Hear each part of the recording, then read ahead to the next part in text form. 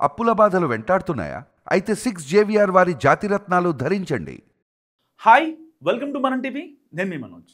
Bike youth అంతా అందరు మంది పెట్టలాడే యూత్ అమ్మాయిల అబ్బాయిల్ని ఒక 50 మందిని తీసుకెళ్ళి ఒక పెద్ద ఇంట్లో పెట్టి తలుపు వేసి పెట్టి భోజనం పంపిస్తారు లోపలికి.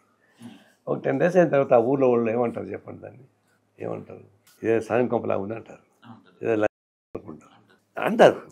బిగ్ బాస్ని బ్యాన్ చేయాలి. ఎక్స్ కంటెస్టెంట్లు కావచ్చు, లేకపోతే చూసే వ్యూవర్లు కావచ్చు, కొంతమంది సోషల్ యాక్టివిస్టులు కావచ్చు. సో ఇప్పుడు వీళ్ళంతా ప్రధానంగా చెప్తున్న మాట ఏంటంటే బిగ్ బాస్ని ఎట్టి పరిస్థితుల్లో బ్యాన్ చేయాలి. దాని మీద మేము లీగల్గా కూడా ఫైట్ చేస్తున్నాం. ఎందుకని మీరు కనీసం మా టీవీ యాజమాన్యం కావచ్చు, లేకపోతే బిగ్ బాస్ హోస్ట్లుగా ఉన్న నాగార్జున గారు కావచ్చు, ఇంకా వాళ్ళ హయ్యర్ అఫీషియల్స్ ఎవరైతే ఉన్నారో వాళ్ళ లీగల్ టీం కావచ్చు, ఎందుకు బ్యాన్ చేయాలి అనే నోటీసుల్ని యాక్సెప్ట్ చేయట్లేదు అని చెప్పి ఇప్పటికే బిగ్ బాస్ మీద కేసు వేసిన ఎవరైతే ఉంటారో వాళ్ళంతా కూడా గట్టిగా మాట్లాడుతున్న పరిస్థితి. చాలామంది ఎక్స్ కంటెస్టెంట్ అసలు ఆ బిగ్ బాస్ని బ్యాన్ చేయాలని చెప్పి వాళ్ళు కూడా మాట్లాడుతున్నారు. వెళ్ళొచ్చిన వాళ్ళే మాట్లాడుతున్నారంటే అలాంటి షో ఉండాలా వద్దా అనేది కూడా మీరు నాకు మస్ట్గా కామెంట్ చేయండి. సో ఇప్పుడు మనం ఎందుకు బిగ్ బాస్ని బ్యాన్ చేయాలి అనే దాని గురించి ఒకసారి మాట్లాడుకుంటే, బిగ్ బాస్ షోని ఎందుకు బ్యాన్ చేయాలి అని మాట్లాడుకుంటే, ఆ షో నుంచి కనీసం ఒక ఇన్ఫర్మేషన్ కావచ్చు, ఒక ఎంటర్టైన్మెంట్ కావచ్చు అనేవి తక్కువగా ఉంటున్నాయి. కేవలం అశ్లీలత లైక్ శృంగారం ఇలాంటి కంటెంట్ మాత్రమే బయటికి వస్తుంది. సో ఎవరైతే ఆసక్తిగా ఉంటారో, లైక్ ఒకరి జీవితంలో పక్క వాళ్ళ జీవితంలో ఏం జరుగుతుందో తెలుసుకుందామనే ఒక క్యూరియాసిటీతో ఉంటారో వాళ్ళకి మాత్రమే. వాళ్ళు కూడా ఇప్పుడు బాగా హెక్టిక్ అయిపోతున్నారు, వాళ్ళు కూడా ఫెడప్ అయిపోతున్నారు. ఎందుకు? అసలు ఏం చూపిస్తున్నారు, ఎవరెవరిని కంటెస్టెంట్లు వేస్తున్నారు, అసలు మొన్నటిదాకా స్టార్టింగ్లో ఎంత బాగుండేది బిగ్ బాస్, ఇప్పుడు ఎందుకు ఇంత చిరాగ్గా చేస్తున్నారు అసలు అర్థం కాని విషయం. కొంతమంది కంటెస్టెంట్ల విషయం అయితే రమ్య మోక్ష కావచ్చు, దివ్యల మాధురి కావచ్చు, అసలు లిటరల్లీ వాళ్ళకి చాలామంది మెంటలెక్కిపోతుంది. వీళ్ళిద్దరిని ఎందుకు వస్తారు అసలు నాకు అర్థం కాదు అని చాలామంది కామెంట్లు పెట్టి చెప్తున్నారు అనమాట.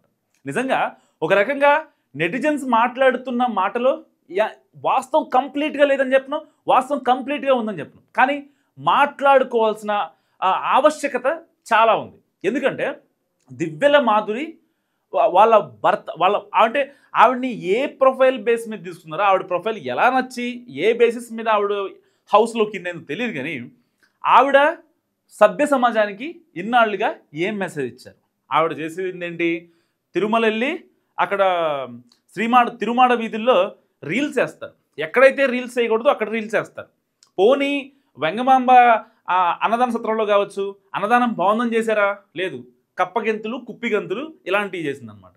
అలా వాళ్ళ హస్బెండ్కి కూడా ఆవిడ డివోర్స్ ఇవ్వకుండా ఒక ఎమ్మెల్సీతో ఆవిడ ఇప్పటికీ సహజీవనం చేస్తున్న పరిస్థితి.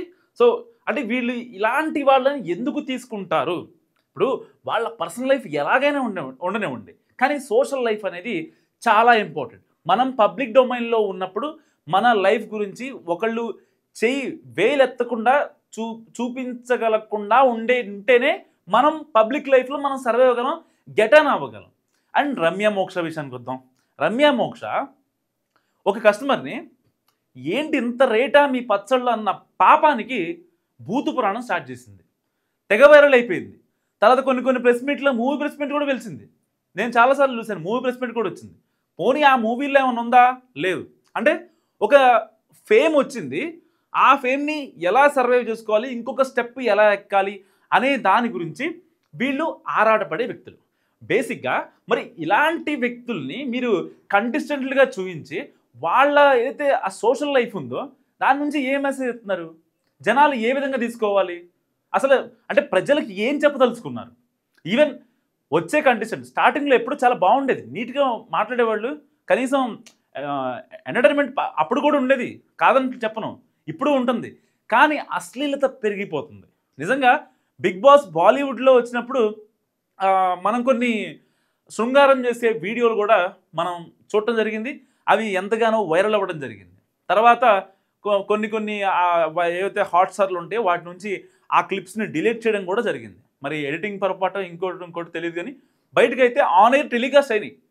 సో ఇన్ని సంఘటనలు చూసిన తర్వాత అంటే వీళ్ళ టీఆర్పీ రేటింగ్స్ కోసం మాత్రమే వీళ్ళు ఎలాంటి షోస్ చేయడానికైనా ఎలాంటి వాళ్ళని ఎలా పోర్ట్రే చేయాలన్నా సరే వీళ్ళు చూపించే పరిస్థితి. కానీ ఎట్టి పరిస్థితుల్లో జనాల పాయింట్ ఆఫ్ వ్యూ, జనాలకి మనం మెసేజ్ ఏమి ఇస్తున్నాం, ఒక ఇన్ఫోటైన్మెంట్ వీడియోనా, ఒక ఎంటర్టైన్మెంట్ వీడియోనా, లేదు కేవలం కంప్లీట్గా ఇన్ఫర్మేషన్ ఇస్తున్నామా అనేది ఏమాత్రం అర్థం కాని పరిస్థితి. అండ్ ఇంకోటి ఏంటంటే, ఈ దివ్యల మాదిరి లోపలికి ఇన్ అయిన తర్వాత ఈ కాన్సిక్వెన్స్ ఇంకా పెరిగిపోతుంది.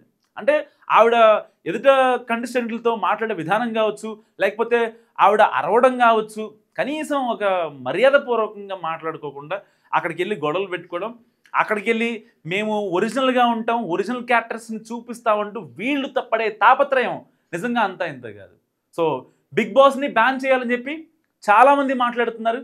ఈవెన్ బిగ్ బాస్ ఒక బ్రోతల్ హౌస్ అంటూ సిపిఐ నారాయణ చేసిన వ్యాఖ్యలు నిజంగా ఇప్పుడు కలకలం రేపుతున్నాయి. ఒక్కసారి ఆ బయట ఉందాం, ఆయన ఏమన్నారు. యూత్ అంతా అందరు మంది పెట్టలాడే యూత్, అమ్మాయిల అబ్బాయిల్ని ఒక 50 మందిని తీసుకెళ్ళి ఒక పెద్ద ఇంట్లో పెట్టి తలుపేసి పెట్టి భోజనం పంపిస్తారు లోపలికి. ఒక 10 days అయిన తర్వాత ఆ ఊళ్ళో వాళ్ళు ఏమంటారు చెప్పండి, దాన్ని ఏమంటారు, ఇదే సాయం కొంపలా ఉంది అంటారు, ఇదే అంటారు. విన్నారు కదా. సో మ్యాటర్ ఇది. ఆయన డైరెక్ట్గానే బ్రోతల్ హౌస్ దీన్ని బ్యాన్ చేయాలని చెప్పి ఇప్పటికీ ఆయన న్యాయస్థానం చుట్టూ న్యాయం కావాలంటూ తిరుగుతున్నారు. ఆయన బిగ్ బాస్ని బ్యాన్ చేయాలా వద్దా, మీరేమనుకుంటున్నారో మస్ట్గా కామెంట్ చేయండి. చూస్తూనే ఉండండి మనం టీవీ.